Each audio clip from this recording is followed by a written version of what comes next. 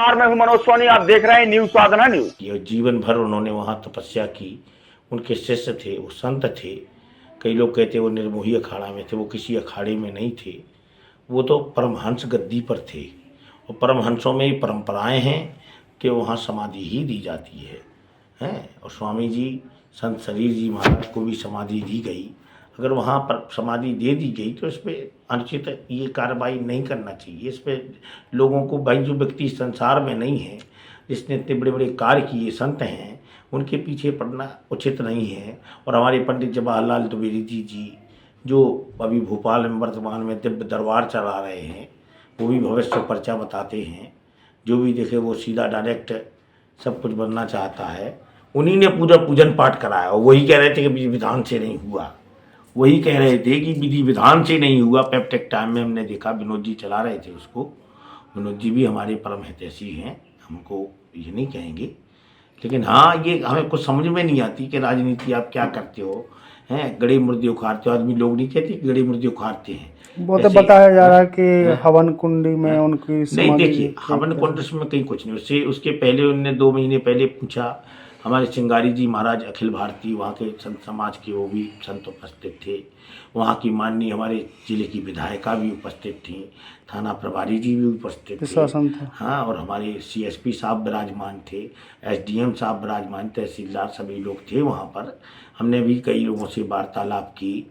उस समय पे कोई विरोध करने के लिए वहाँ पर आया था? किसी ने विरोध नहीं किया। उस समय हमने कहा भी कि भाई जिसको विरोध हो तो बुलाए। उसमें हमको विधायक जी ने कहा भी कि आपको फोन लगाने की जरूरत क्या है, आप काहे को फोन लगाया बिना मतलब में, जब अपना कोई विरोध नहीं कर रहा। समाधि हो गई उसके बाद विरोध कर रहे हैं। अब उसके बाद ये विरोध कर रहे हैं तो ये अनुचित है, ये गलत है, ऐसा नहीं होना चाहिए। हम तो यही कहेंगे, संत थे, अगर समाधि लग गई है तो आपको क्या तकलीफ है भैया। जैसे लग गए, उनके शिष्य थे, रात दिन उनने सेवा की। आदमी अपना घर तो बना नहीं पाता, उनने कुछ भी हो। कई लोग कहते हैं उनका परिवार बसा, भतीजे बसे, कक्का बसे, दुनिया बसी। इससे क्या लेना देना हमको। संत थे, हम तो ये जानते हैं, उनने कभी बुरा काम तो किया नहीं, अच्छा काम किया। भी कितना विशाल यज्ञ किया हमारे धीरेन्द्र शास्त्री, इस धरती के सिरमौर जिनका डंका आज विश्व में बज रहा, वह भी उपस्थित हुए उस यज्ञ में। जगत गुरु वल्लभाचार्य जी महाराज ने बड़ी सुंदर कथा सुनाई।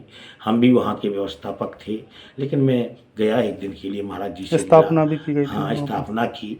हर देवी देवताओं का सम्मान किया। अपने जीवन में अगर किसी माँ ने उनको प्रणाम किया तो स्वयं उसको प्रणाम कर लेते थे।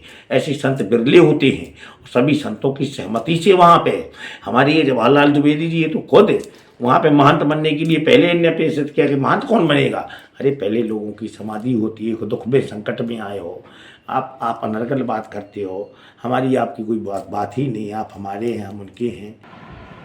देखिए, समाज को समाधि को लेकर के बेवजह का टूल दिया जा रहा है इस मैटर को, जबकि ये टूल लेने लायक मैटर ही नहीं है।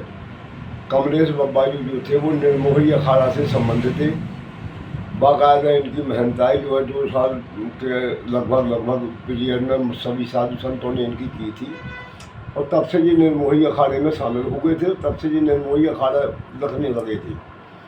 और निर्मोही अखाड़े में एक बात है कि वो इनके साधुओं की, महंतों की दाव को दाह संस्कार नहीं किया जाता। इनको सदैव जो है ज़मीन में दफनाया जाता। तो वो मरने के पहले ही अपनी समाधि बना के गए। और जो लोग कह रहे हैं कि हवन कुंड में दफनाया, हमको कोई बता दे कि हवन किसने किया और कब किया, हवन हुए ही नहीं उसमें। तो ये सब बातें बिल्कुल निराधार है। और जब संत लोगों ने जो है निर्णय लिया समाधि का, तो हमने SDM साहब को बाकायदा फ़ोन करके आमंत्रित किया, बुलवाया उनको। SDM भी पहुंची, तहसीलदार भी पहुंचे, CSP साहब भी पहुंचे, और जो है TI भी वो वहाँ उपस्थित रहे, और विधायक भी वहाँ पहुंचे। और सभी लोगों ने विपक्ष को भी फ़ोन लगाया, विरोध करने वालों को, कि भैया आप आओ, अपनी बात रखो, क्या परेशानी है आपको। तो जी वो वहाँ उपस्थित नहीं हुए। तो बाकायदा बढ़िया सर्वसम्मति से निर्णय लिया गया समाधि का। और बिल्कुल मंत्रोच्चार के साथ क्रियाकरण वैधानिक तरीके से जो किया गया, उनका समाधि उनकी दी गई। अब इसमें कोई टूल बना रहा है, कैसा है, मैं तो नहीं समझता क्या है क्या नहीं है। क्या लग रहा है आपको, कोई जो लोग विरोध कर रहे हैं, कोई जमीन को लेकर विवाद चल रहा है? देखिए ये जमीन को लेके विवाद नहीं है, ये केवल बनी बनाई प्रॉपर्टी को अपने अधिकार क्षेत्र में लेने का प्रयास है, क्या और कहीं कुछ नहीं है। मोटे के महावीर के 2 ट्रस्ट हैं क्या? मोटे के महावीर के 2 ट्रस्ट हैं। मोटे के महावीर का ट्रस्ट अभी भंग चल रहा, इसका ट्रस्ट अभी एक साल पहले बना नया।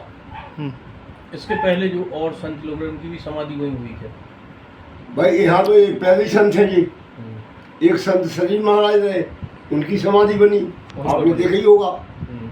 उन्हीं के सामने दूसरे संत हैं, इनकी समाधि यहाँ बनी।